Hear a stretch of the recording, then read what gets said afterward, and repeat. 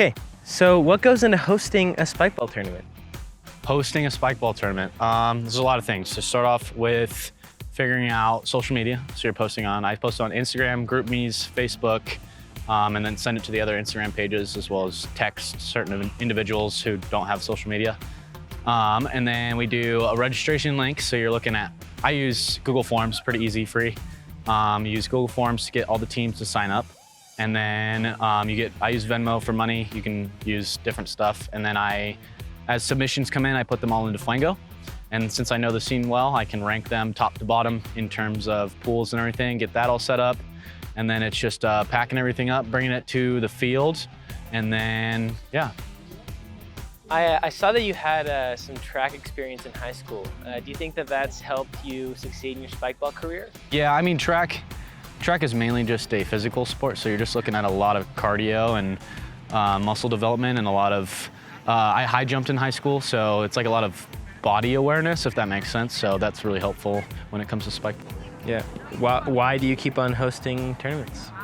I love playing the game still. I like the community, a lot of fun friends, and a lot of the people I play spikeball with now are pretty much all my friends. All my close friends are because of spikeball. So like to teach it as well, working in some schools and things like that. So like to host the tournaments, fun to play, make some money while I'm at it. Okay, I heard you're a premier spikeball player. What does that mean?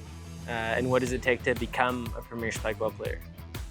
Premier player, okay, so premier player is one level below pro. Pro's top 16 in the nation or the world, depending on how you look at it. To premier, you have to play an SRA, Spikeball Round Net Association tournament. So it's an official tournament held by Spikeball, and you have to place top 3, 2 or 3, depending on the tournament, and then at nationals, it's top 8. So once you get that, you gain premier and you hold premier if you repeatedly play in every year, otherwise you lose it. It's like a status. So. And when did you become? I became premier in New Mexico in Santa Fe, summer of 2020. Okay, awesome. Yeah. Okay, what's one thing that you're currently trying to improve in the sport? Setting. That's the main thing, yeah. I think my serving and hitting and serve receive and relative defense is pretty good at this point. I think setting, especially setting like close or long balls out of system is what they call them, out of system sets. Sets that are outside the 7-foot circle that I'm working on right now. Where do you see yourself in the next 5 years when it comes to spikeball? Good question. I'm not sure. I might not be playing, who knows? I have a bad knee, who knows? I think it comes down to like physicality a lot. If you're still pretty healthy by 5 years, I'll be 27. So if I'm still pretty healthy, I'll probably be playing a little bit, but I wouldn't be too surprised if I get burnt out eventually. It's usually what happens after a lot of tournament directors get burnt out after a while. So we'll see. Do you think you'll ever become a professional spikeball player? It's possible. there'd have to be a reason for me to really want it. And maybe that defining moment comes, but currently I don't think that's in the plan so far. Why did you start Northern Colorado Round Net? So Tommy Adesso is the old tournament director, SOA.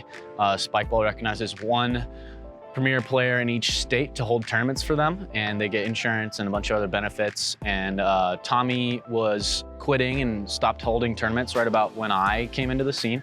So after he stopped holding tournaments and I wanted to grind and wanted to play and was super hungry for it, I started holding tournaments myself. Did you come up with the organization's design? Yeah, I did the logo and all the social media stuff. All of our posts you see, all the photos I edit. I Photoshop people in when they leave and stuff, see if we can find those. Yeah. Has your artistic degree helped you with social media and growing your platform? Yeah, I think so. I think that just generally my knowledge with color and like all form and general artistic skill helps with how my social media is presenting itself. I haven't heard anybody say anything otherwise in terms of like it being bad or anything. I think it looks pretty decent. So it helps so far, yeah. Who would you recommend spikeball to? Recommend spikeball to? It seems to attract the college kids mostly, like a younger college group. High school is kind of hard, you're busy. So if you're looking or if you're a college student, you're looking for a game, a sport, an activity, and don't really have maybe the time for IMs or some other organized sport, Spikeball is pretty flexible. Take it where you want, and it's fun to play, good community, so. Yeah, would you consider being the head of NOCO Run a job now? Yeah, I think so. It's kind of a part-time. Obviously, I'm not doing it all the time, and I love it, but it's definitely work. It's not all fun and games when you get up at 5 a.m. and you have to go get water for everybody. So, yeah, there's a little work involved for sure. How has Spikeball changed your life? Spikeball has changed my life, pretty much every aspect of my life. My current roommates I reconnected with because of Spikeball. Traveling around the nation, I got to meet a bunch of people, tons of people. Now I'm making money at it, and I hold the tournaments, and I get to go to nationals, and I'm getting into schools now, so I'm kind of starting to get into this phase of teaching kids, usually like middle school, elementary school, and starting to kind of intro Spikeball into their life as almost like a main sport. We'll see kind of where the future in the next 10 years or so of Spikeball goes. I can see it eventually getting to like a high competition level. Maybe they've been trying to get into Olympics. We'll see, so. Nice. What advice would you give to other people that want to start their own Spikeball organization or league? Good question. I mean, you need to have a baseline, I think. So like when you start one, you definitely need to have a baseline of people that are interested, people that want it. They're hungry, they want to grind, they want to play all the time, they're asking you all the time. That's step number one. You need the base of people. If you don't have the people, you don't have a tournament. Kind of after that, step two and beyond is going to be gear. Gear is going to be your second step. You need enough nets, you need paint, you need balls, all that. Third kind of comes with the social media and everything else, outreach. Everybody that you're meeting, everybody that you're talking to, having them come play, introduction, teaching people, all the above, so. Is NOCO Run recognized by Spikeball? More or less. There are people that work at Spikeball that know and have played in my tournaments, many of them. Spikeball themselves as a company, I wouldn't say have reached out to me. They've definitely started with the school thing that I mentioned, that's under Spikeball, so I'd officially be working for them. So they definitely know who I am and what I'm doing. But yeah, we'll see. I might even be able to try to get an SRA out in Denver next year. That'd probably be a bigger thing for NOCO as a brand to be recognized at that point.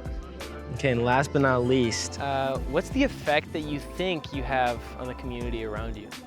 The effect, I mean, community connection and teaching people. I think I've taught a lot of people from the ground up. Including, like I said, roommates. I've seen a lot of cycles through now. I'm kind of getting to that point with Spikeball where I see people brand new get really good and then they're done usually. So it's kind of cycling through this community and introducing people to other people and allowing opportunities for travel and for playing in high-level tournaments. So in that way, I think I've given a lot of people that outlet in terms of games and fun and meeting others. Yeah. So that's pretty much it.